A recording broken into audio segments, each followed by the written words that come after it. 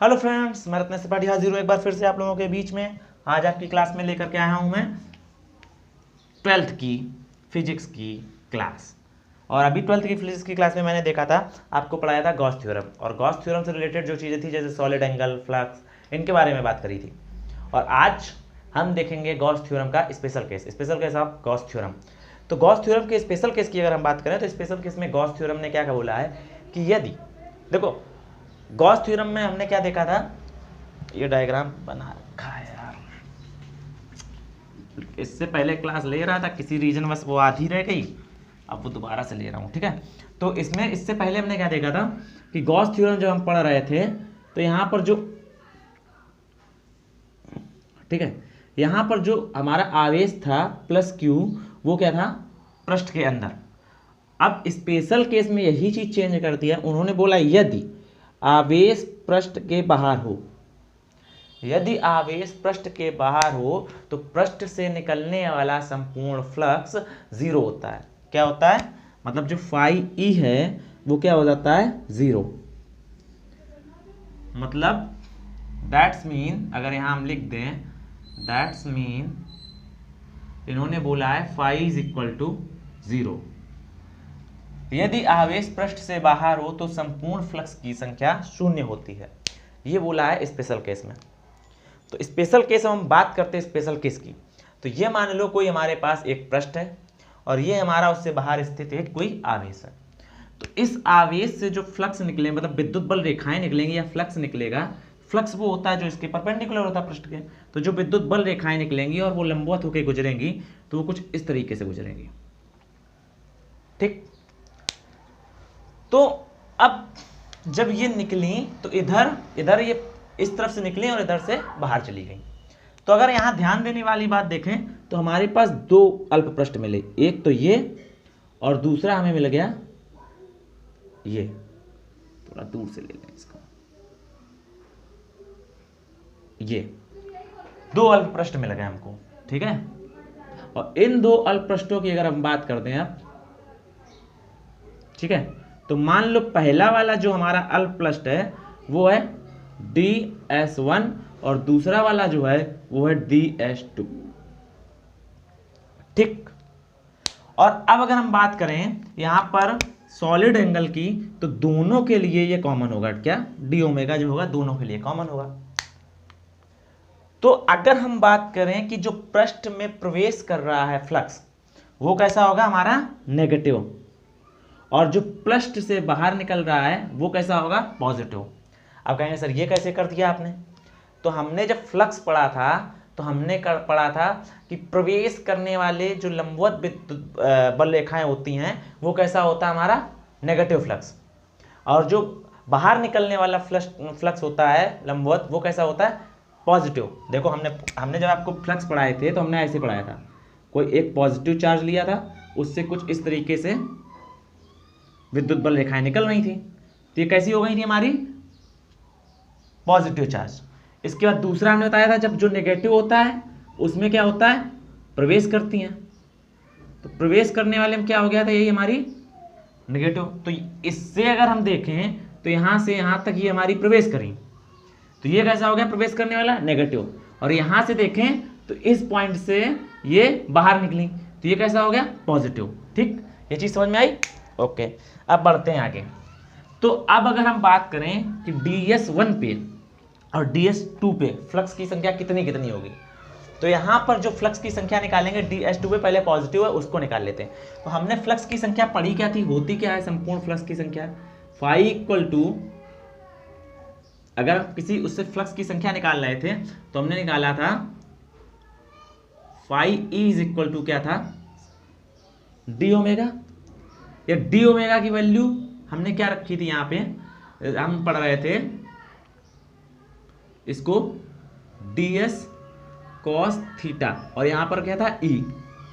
ठीक है, तो अगर हम ds की बात करें तो यहाँ ds1 होगा, मतलब सेम टू सेम उसी तरीके से निकलेगा, और लास्ट में हमारा क्या निकलेगा phi equal to Q upon epsilon naught, जो हमने उधर, बस अंतर क्या होगा, हम इसको पॉजिटिव होगा तो पॉजिटिव शो करेंगे। पिछली बार हमने पॉजिटिव गॉस थ्योरम से यही निकाला था, ds2, अगर हम इसको केवल ds मान लें, ठीक, कुछ देर के लिए ds मान लें, तो इसी तरीके से निकल के यहां तक आएगा, लेकिन ds की जगह ds2 लिख देंगे हम। तो अब हम क्या करेंगे, ठीक है, यहां पे लिख लो पृष्ठ, एक नंबर डालो, लिखो पृष्ठ ds2 से निकलने वाले फ्लक्सों की संख्या, फ्लक्सों की संख्या क्या हो जाएगी, यही थी, इसको यहां मत लिखना, ठीक, ये मैंने समझाया है, ठीक है। तो वो क्या हो जाएगी आपकी, phi is equal to plus Q upon epsilon naught. Okay,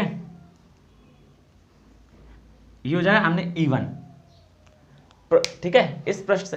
अब इस पृष्ठ पे अब दूसरा क्या कर दूं, पृष्ठ ds1 से प्रवेश करने वाले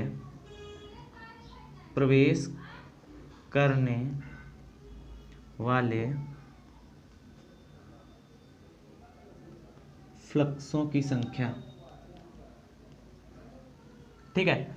क्योंकि पॉजिटिव और नेगेटिव होता है तो अंतर क्या हो जाएगा, यहां पर जो फाई E2 निकलेगा हमारा वो बस नेगेटिव हो जाएगा, Q upon epsilon naught. Okay, ये हो गया इक्वेशन 2। अब हम करें संपूर्ण पृष्ठ पर फ्लक्सों की संख्या, ठीक है, क्या करें, संपूर्ण पृष्ठ पर फ्लक्सों की संख्या, ठीक। यहां से देखो, तो यहां से हम निकालेंगे, इसलिए संपूर्ण पृष्ठ पर फ्लक्सों की संख्या वो क्या हो जाएगी, phi E is equal to phi E1 plus phi E2। तो अब हमारे पास फाई E1 क्या है वो रख दो, plus Q upon epsilon nought, और फाई E2 है हमारे पास minus q upon epsilon nought. तो नेचुरली ये दोनों आपस में कट जाएंगे और phi E is equal to हो जाएगा 0, और यही हमको प्रूव करना था, यही हमको क्या करना था, प्रूव करना था। मतलब यहां ये बात प्रूफ होती है कि यदि हमारे पास गॉसियस पृष्ठ है, यदि हमारे पास गॉसियस पृष्ठ है और आवेश उस पृष्ठ से बाहर स्थित है, और आवेश उस पृष्ठ से बाहर स्थित है, तो हमें उस पृष्ठ पर कुल फ्लक्सों की संख्या कितनी प्राप्त होगी, 0। क्योंकि ये जितने ही इस आवेश से निकलने वाले फ्लक्स इसमें प्रवेश करेंगे उतने ही बाहर निकल जाएंगे। यदि बात करें, मान लो इससे 10 बल रेखाएं या 10 रेखाएं अंदर जा रही हैं, तो 10 बल रेखाएं ही बाहर निकलेंगी। क्योंकि देखो, जो सबसे लास्ट वाली रेखा होगी जो इसको टच करते हुए निकलेगी, ऐसे अंदर नहीं जाएगी, वो टच करते हुए निकलेगी।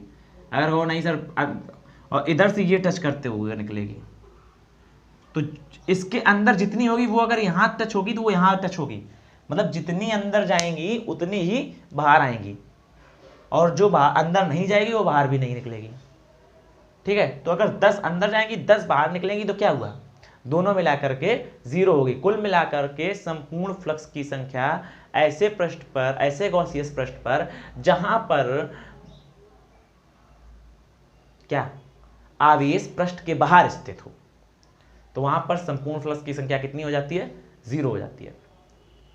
तो यहां पर अभी हमने आज बात करी, ये पूरा टॉपिक था गॉसियस थ्योरम पर आधारित, ठीक है। अब यहां से हमारा गॉसियस थ्योरम जो है उसका टॉपिक खत्म होता है। अब नेक्स्ट क्लास में हम क्या पढ़ेंगे, गॉसियस थ्योरम के अनुप्रयोग, गॉस थ्योरम के अनुप्रयोग क्या होते हैं, ठीक है। तो नेक्स्ट क्लास में हम किसकी बात करेंगे, गॉस थ्योरम के अनुप्रयोग क्या होते हैं। और गॉस थ्योरम के अनुप्रयोग बहुत ही इंपॉर्टेंट टॉपिक है, उसमें से कोई ना कोई एक अनुप्रयोग आपके एग्जाम में पूछा जरूर जाता है।